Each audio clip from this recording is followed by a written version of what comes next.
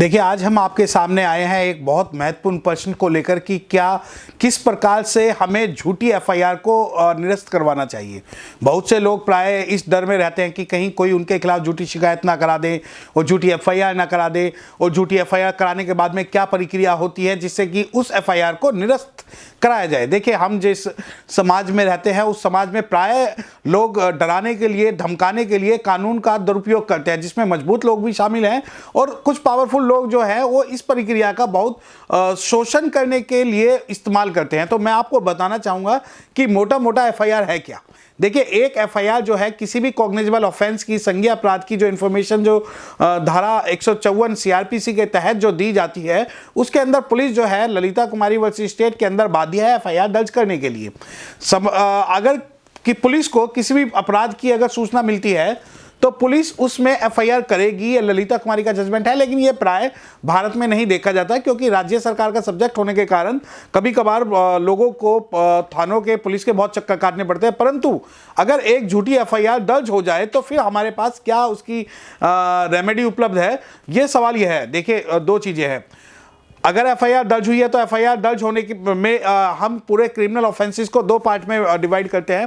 पहला 7 साल से कम के अपराध और दूसरा 7 साल से ज़्यादा के अपराध।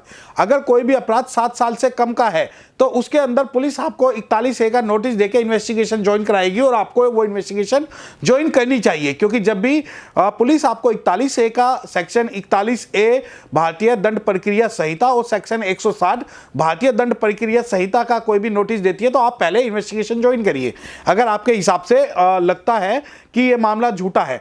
दूसरी बात, अगर इस मामले में आपको पुलिस पर भरोसा नहीं है और आपको लगता है कि पुलिस जो है दबाव में काम कर रही है, तो भारतीय दंड प्रक्रिया संहिता की धारा 482 482 inherent power of the high court के अंतर्गत आप रिट पिटीशन फाइल करके हाई कोर्ट में जो अपने खिलाफ हुई झूठी एफआईआर को क्वैश करा सकते हैं। इसके लिए आपके पास बहुत सॉलिड जो सबूत होने चाहिए, स्ट्रॉन्ग जो गवाह और सबूत होने चाहिए कि उस घटना के वक्त पर आप वहां मौजूद नहीं थे या आपने अपराध नहीं किया और इस अपराध से आपका कोई लेना देना नहीं है। और अगर आप सबसे जो महत्वपूर्ण पावर जो 482 की है, read with article 226 of constitution of India, इसके अंदर आप पिटीशन डायरेक्ट हाई कोर्ट जाइए और आपको 100% आपकी जो एफआईआर है वो क्वैश होगी। और एफआईआर क्वैश दो तरीकों से हो सकती है।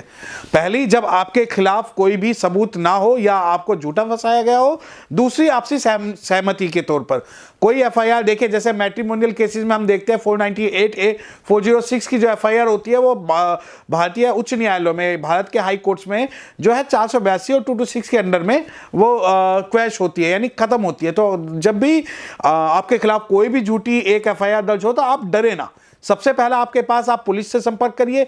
पुलिस में जो अनुसंधान अधिकारी है, जो इन्वेस्टिगेशन ऑफिसर, आप उनके पास जाइए, अपना पक्ष रखिए। और आपको लगता है कि आप अरेस्ट होने वाले हैं या पुलिस आपको झूठे मुकदमे बना के अरेस्ट कर सकती है या किसी व्यक्ति ने आपके खिलाफ झूठा मुकदमा दर्ज कराया है, तो आप जो उच्च न्यायालय की शरण ले सकते हैं और इस प्रकार आपको न्याय भी मिलेगा और झूठी एफआईआर से आप लोग बच सकते हैं। अगर आपने अभी तक हमारा चैनल सब्सक्राइब नहीं किया है तो सब्सक्राइब करें और घंटी का बटन बिल्कुल भी दबाना ना भूलें ताकि सभी लेटेस्ट खबरें पहुंच सकें आप पे सबसे